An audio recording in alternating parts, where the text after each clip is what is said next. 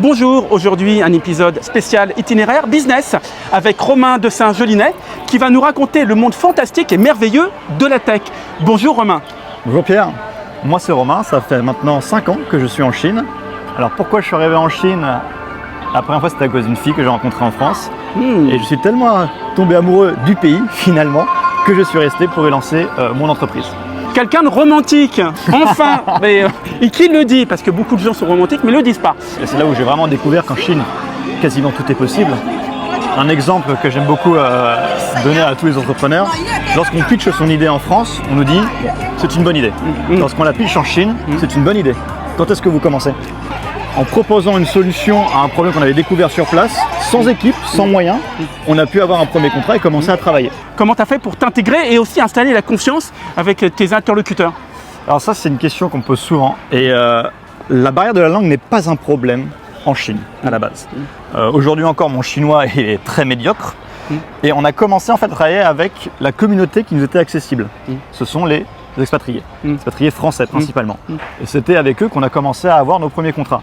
Et c'est pour ça qu'il y a une facilité, on va dire, pour les entrepreneurs étrangers à s'installer en Chine ou ailleurs. C'est qu'en fait, les expatriés sont très soudés entre eux et n'hésitent pas à s'entraider. Parle-nous un peu de la tech, parce que c'est un univers un peu particulier, en tout cas pour moi et aussi pour beaucoup de gens. Qu'est-ce que c'est la tech? C'est un grand mot, la tech. Bah oui, la tech, pas la techno, mais la tech.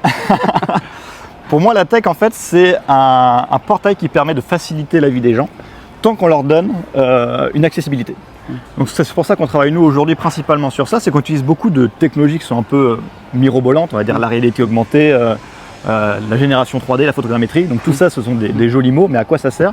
En fait, tant qu'on la donne à des personnes de manière simple, qu'elles puissent utiliser, c'est là où ça devient intéressant la tech, c'est là pour moi la tech, il y a quelque chose à faire. Alors, quand on dit la tech, c'est la technologie. Bien sûr. Mais est-ce qu'il y a une évolution depuis 5 ans par rapport à cette technologie, les problèmes climatiques, les problèmes aussi de Covid, etc., de déplacement? Est-ce que ça apporte une amélioration? Alors, petit à petit, j'ai envie de dire oui. Mais encore une fois, la technologie qui va aider le climat et l'écologie, c'est généralement celle qui va être adoptée. Et si personne n'adopte ces technologies sur lesquelles on développe, qui sont plutôt niches pour certaines, du coup on ne va pas faire d'avancée.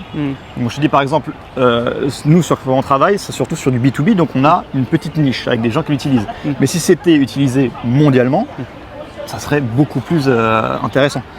Est-ce que la tech va aussi modifier nos comportements à travers notre consommation? Là encore, je vais repartir sur l'idée de cette adoption, c'est que les personnes aujourd'hui qui sont pour le climat, ce sont majoritairement, on va dire, les jeunes qui sont plus touchés que les générations d'avant.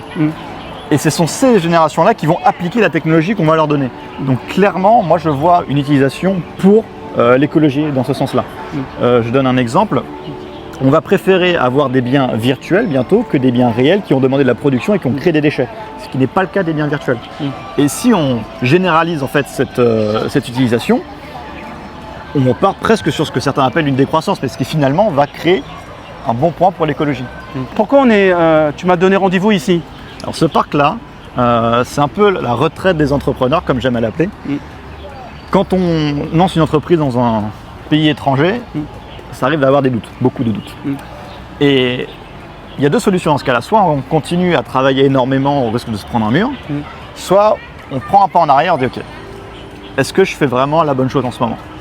Et quand ça m'arrive d'avoir ces doutes-là, je venais dans ce parc-là, ne serait-ce qu'une demi-heure, 1 heure.